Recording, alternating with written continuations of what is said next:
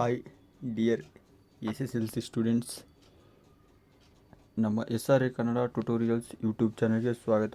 ಈ ಒಂದು ವಿಡಿಯೋದಲ್ಲಿ ನಾನೊಂದು SLC ರಿಸಲ್ಟ್ಗೆ ಸಂಬಂಧಪಟ್ಟ ಮಾಹಿತಿನ ಕೊಡ್ತಾ ಇದ್ದೀನಿ.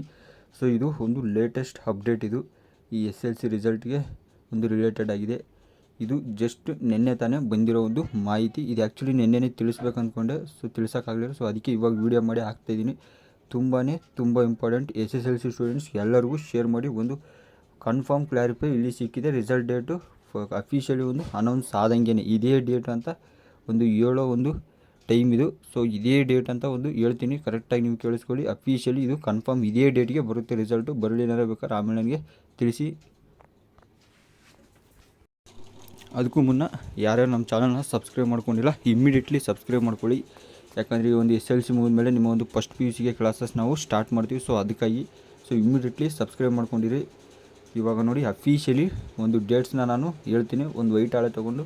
ಸೊ ಮೊದಲಿಗೆ ಒಂದು ನಿನ್ನೆ ಒಂದು ಈ ವಿಜಯವಾಣಿ ಪೇಪರಲ್ಲಿ ಒಂದು ಆರ್ಟಿಕಲ್ ಬಂದಿದೆ. SLC ರಿಸಲ್ಟ್ ರಿಲೇಟೆಡ್ ಆಗಿರುವಂಥ ಒಂದು ಆರ್ಟಿಕಲ್ ಇದೆ. ಸೊ ಪೂರ್ತಿ ವೀಡಿಯೋ ನೋಡಿ, ಎಲ್ಲೂ ಸ್ಕಿಪ್ ಮಾಡಬೇಡಿ ವೀಡಿಯೋನ. ಅದೇ ಹೇಳೋದು ನಿಮಗೆ, ಸ್ಕಿಪ್ ಮಾಡಿದರೆ ಮಿಸ್ ಆಗುತ್ತೆ. ಸೊ ಬನ್ನಿ ಇದನ್ನು ಆರ್ಟಿಕಲ್ ಓದ್ತಾ ಹೋಗ್ತೀನಿ ನಾನು ಇವಾಗ.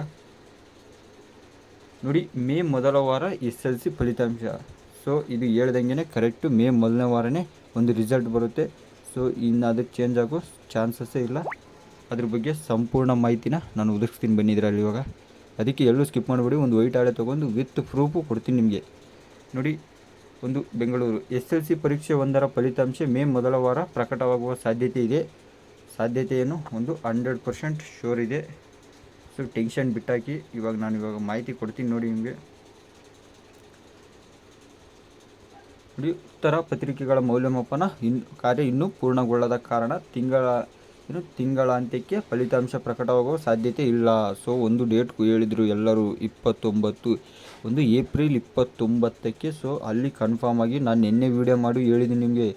ಸೊ ಏಪ್ರಿಲ್ 21ಕ್ಕೂ ಹಿಡಿಬೇಡಿ. ಏನು ಹೇಳಿದ್ದೆ ನಾನು, 25, 26, 27, 28 ಆಸೆ ಬಿಟ್ಬಿಡಿ. ಈ 3 ದಿವಸ ನೀವು ಎಲ್ಲೂ ನೋಡೋಕೆ ಹೋಗ್ಬೇಡಿ ಎಂದಿದ್ದೆ. ಸೊ ಇವಾಗ ಹೇಳ್ತಾ ಇದ್ದೀನಿ, ಮತ್ತೆ ಇವಾಗ ಮಾಹಿತಿ ಕೊಡ್ತೀನಿ ನೋಡಿ. ಇದರಲ್ಲಿ 29, 30 ನೋಡಬೇಡಿ.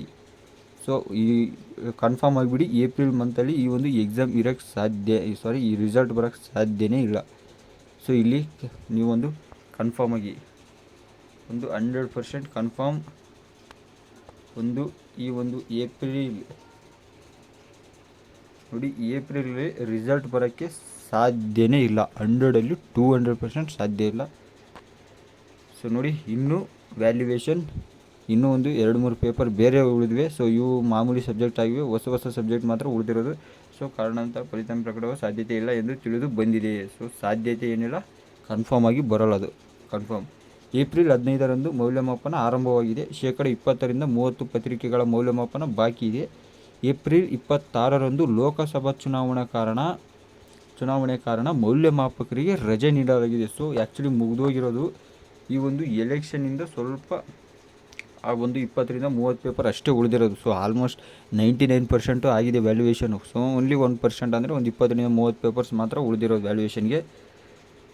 ಅದಾದ ನಂತರ 1-2 ದಿನಗಳಲ್ಲಿ ಮೌಲ್ಯಮಾಪನ ಪೂರ್ಣಗೊಳ್ಳಲಿದೆ. ಸೊ ಇವತ್ತು 26, ಇವತ್ತು ಮುಗೀತು.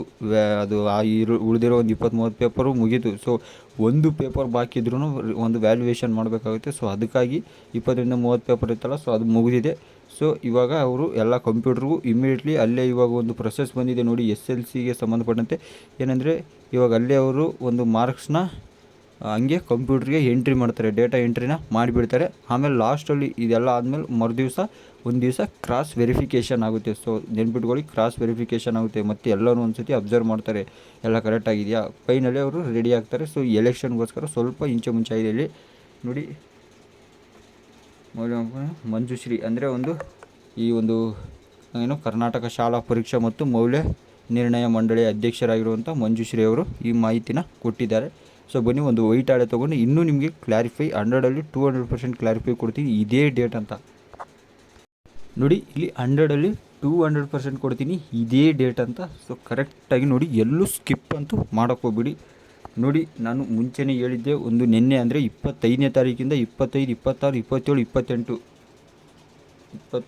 25, 26, 27, 28 ಇಷ್ಟನ್ನು ಆಸೆ ಬಿಟ್ಬಿಡಿ ಅಂತ ಹೇಳಿದ್ದೆ. ಸೊ ನಿಮ್ಮ ತಲೆಯಿಂದ ತೆಗೆದಾಕ್ಬಿಡಿ, ಯಾವುದೇ ಕಾರಣಕ್ಕೂ ರಿಸಲ್ಟ್ ಬರೋಲ್ಲ. ಸೊ ಹಲವಾರು ಜನ ಹೇಳ್ತಾ ಇದ್ದಾರೆ, ಒಂದು ಯೂಟ್ಯೂಬಲ್ಲಾಗಿರು ಎಲ್ಲರೂ ಹೇಳ್ತಾ ಇದ್ದಾರೆ, ಸೊ ನಾಳೆನೇ ಬರುತ್ತೆ ರಿಸಲ್ಟು, ನಾಡಿದ್ದೇ ಬಂದುಬಿಡುತ್ತೆ, ಇವತ್ತೇ ಬರುತ್ತೆ, ಏನೇನು ಹೇಳ್ತಾರೆ. ಸೊ ಯಾವುದಕ್ಕೂ ಕಿವಿ ಕೊಡಬೇಡಿ. ಅದಕ್ಕೆ ನಿಮಗೆ ನಾನು ಮುಂಚೆನೇ ಇದ್ರ ಬಗ್ಗೆ ವೀಡಿಯೋ ಮಾಡಾಕಿದ್ದೆ. ಸೊ ಯಾರು ಕೂಡ ಒಂದು 28ನೇ ತಾರೀಕುವರೆಗೂ ನೋಡಬೇಡಿ ಅಂತ. ಇವಾಗ ಇನ್ನೊಂದು ಮಾಹಿತಿ, ಇನ್ನೊಂದು ಕನ್ಫರ್ಮೇಷನ್ ಏನು ಸಿಕ್ಕಿದೆ ಅಂದರೆ, ಇವಾಗ 29, 30 ಅದೂ ಇಲ್ಲ.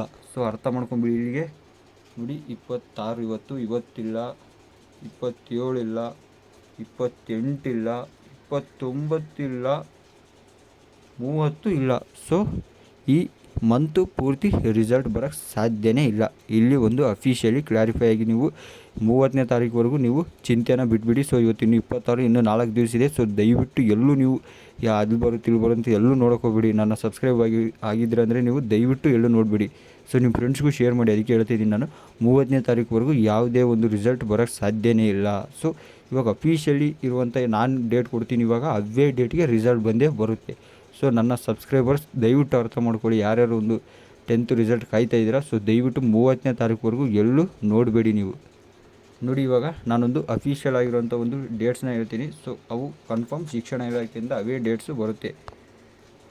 ನೋಡಿ, ಇವಾಗ ಮೇ ಮೊದಲ ವಾರ ಅಂತ ಹೇಳಿದ್ದಾರೆ. ಸೊ ಮೇ ಮೊದಲ ವಾರ ಅಂದರೆ, ಸೊ ಅಲ್ಲಿ ನಾನು ಹೇಳ್ತೀನಿ ಇವಾಗ ಡೇಟು. ಸೊ ನೋಡಿ, ಡೇಟು ನಾನು ಆಲ್ರೆಡಿ ಕೊಟ್ಟಂಗೆ 2ನೇ ತಾರೀಕೆ ಒಂದು ಅಫಿಷಿಯಲಿ ಒಂದು ಕನ್ಫರ್ಮ್ ಇದ್ದಂಗೆ. ಆ ಡೇಟು ತಪ್ಪಿದರೆ ಒಂದು 6ನೇ ತಾರೀಕು.